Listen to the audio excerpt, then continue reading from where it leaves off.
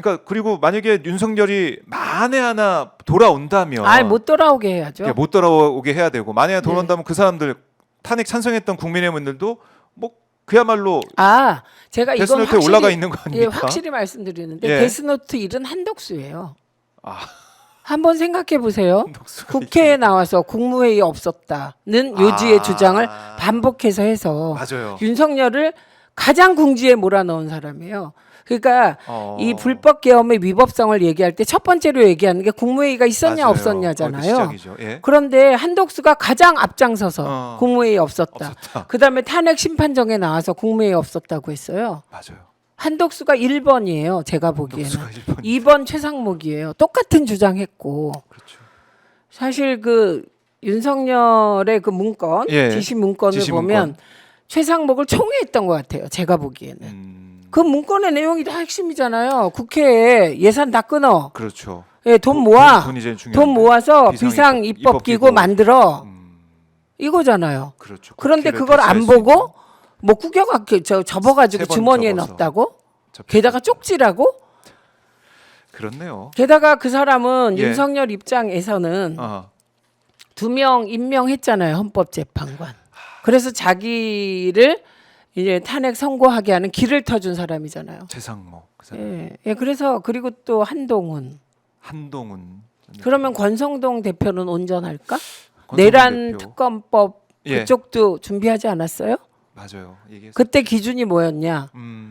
저희가 그 등 넣는 거요. 네. 수사 과정에서 인지한 사항. 아, 요것 때문에 그들이 반대했지 이 내란 특검법 반대하지 않았어요. 전체를 그들이 들어달라는 거 다 들어줬는데 요거 네. 하나 때문에 결렬된 거.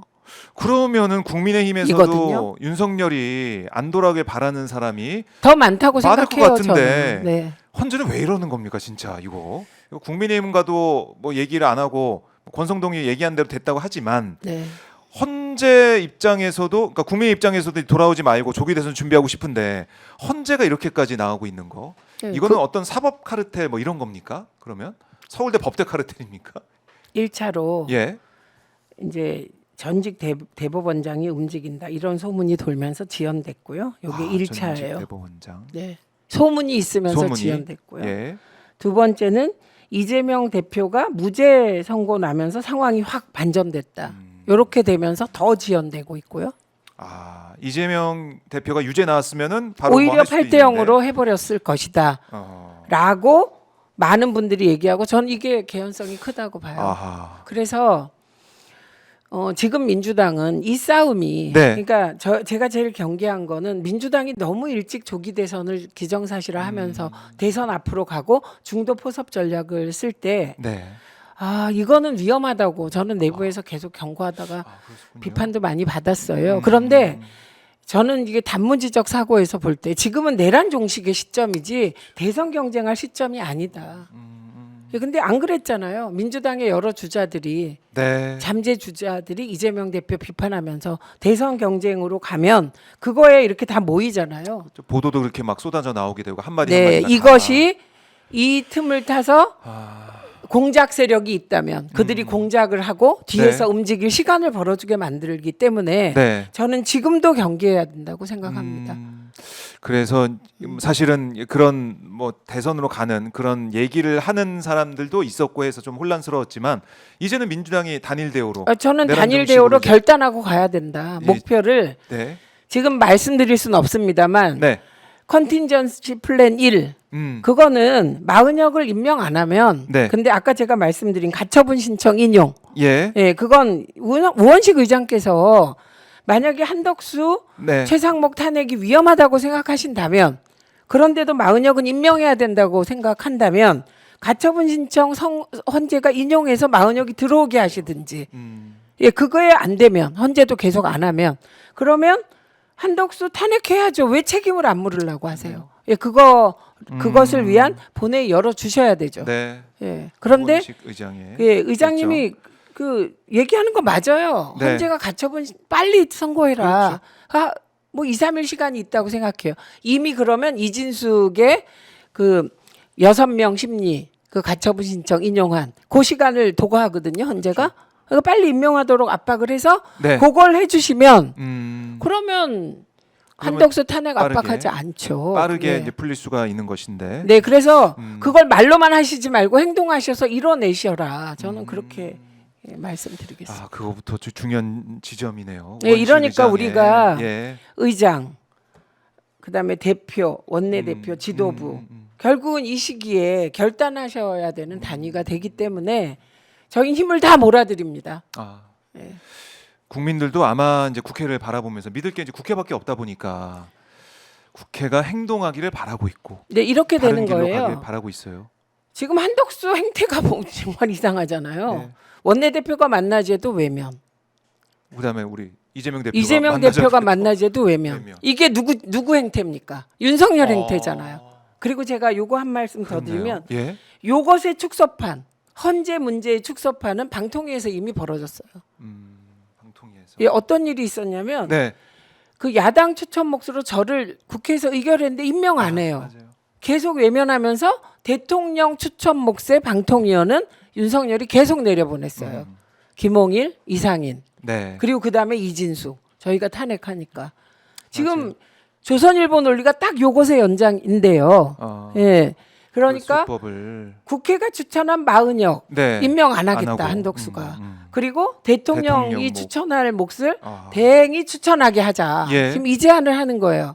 그러면 그동안에 한덕수는 그 자기만 까먹는 거예요. 한덕수가 자기가 대행이 헌재 재판관을 임명하는 것이 이게 헌법상에 이게 맞는지 모르겠다. 이런 취지로 얘기하면서 3명 임명 안 하겠다고 했잖아요. 맞아요. 맨 처음에. 그런데 지금 이 2명 조선일보가 임명하려면 네. 할 거라고 보잖아요. 다. 음. 이들은 국민의 눈은 아란 것 없어요. 하고 싶은 대로 다 해요. 네. 딱 그런 거예요. 예. 마은혁 임명 안 하면서 야당 음. 추천 몫은 그리고 자기 추천 몫은 임명하는. 이게 누구 행태입니까? 윤석열 행태예요. 그렇네요. 우리는 이미 다 겪었어요. 과방위가. 그 수법, 그 전략으로 계속해서 지금 네. 나아가고 있다. 네. 그러니까 윤석열이 지금 관저에서 있지만 네. 한덕수가 저는 다 윤석열 하고 역할을 있다고 하고 있다. 생각해요. 전화 통화하고 다 하지 관저에서 않겠습니까? 윤석열이 조정하고 있지 않을까라는 생각도 입장을 들고. 바꿔 그러니까 조정가 입장을 바꿔놓고 네, 생각해 네. 보세요. 그러니까 우리가 윤석열이면 네, 네. 한덕수한테 요구 안 하겠습니까?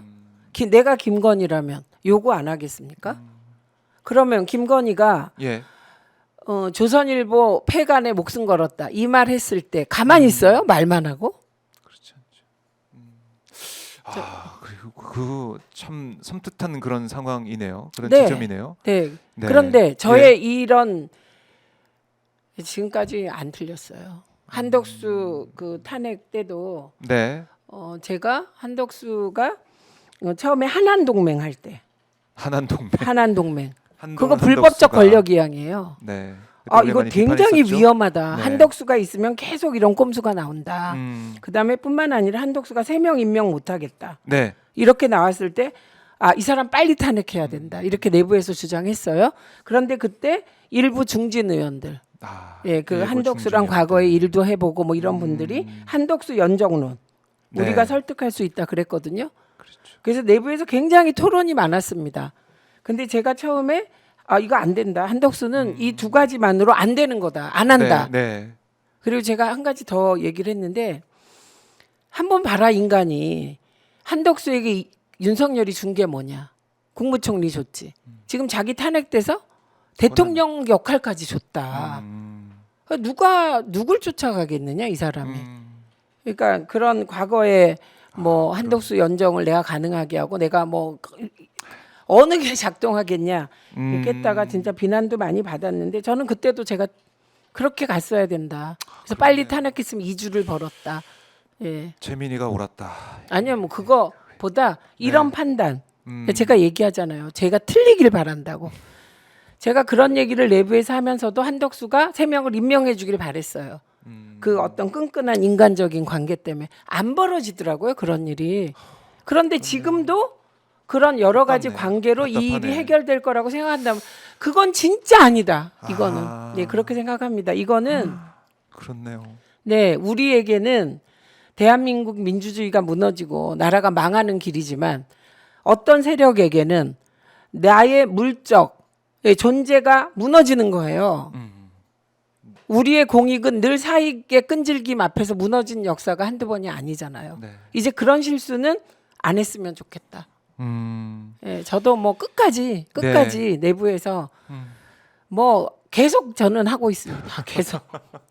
그리고 계속. 이런 초선들이 많아요. 그러니까 초선 의원들의 이제 결기 이런 것도 볼 수가 있고 네. 또 의원님도 함께 하면서 계속해서 우리가 최악을 대비하면서 네. 최악이 안 일어나게 막아야 된다 네. 이런 역할을 하고 있는데 네.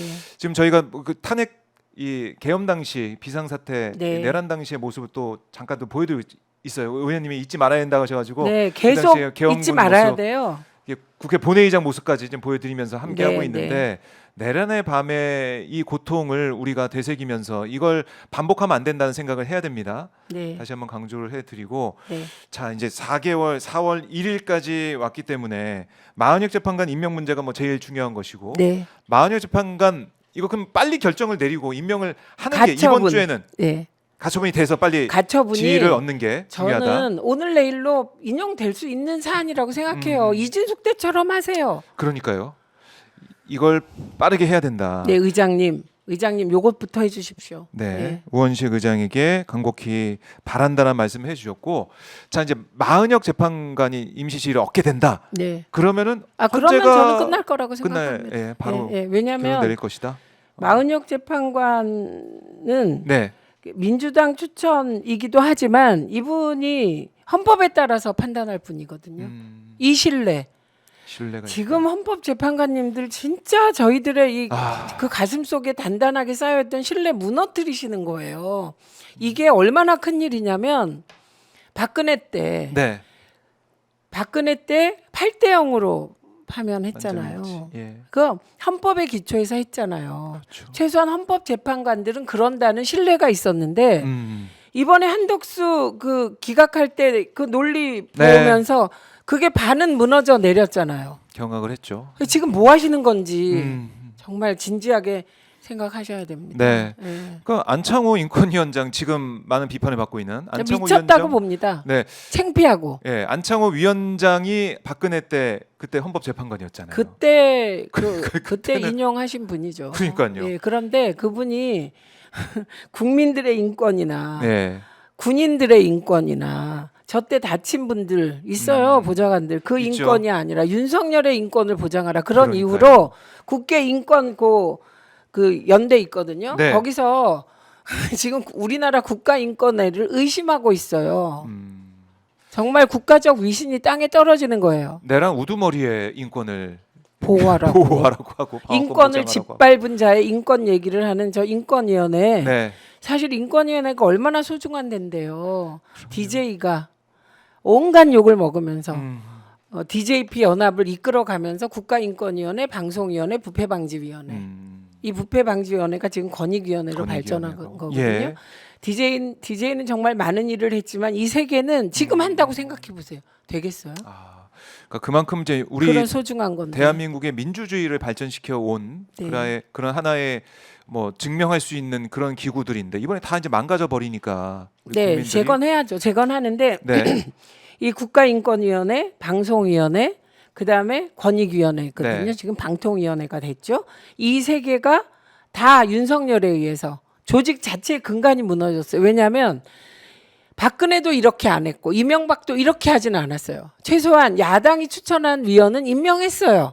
회의는 했어요. 그렇죠. 자기들의 그 방송 장악을 관철하기 위해서도 틀은 갖추고 했단 말이에요. 이건 틀 자체를 깨버렸어요. 그러니까 그야말로 이제 파괴를 해버리겠다라는 네, 생각에 그러니까 윤석열은 민주주의 파괴범이에요. 민주주의 파괴범. 그리고 예. 그런 행태의 총 집결이 불법적 비상계엄이에요. 예.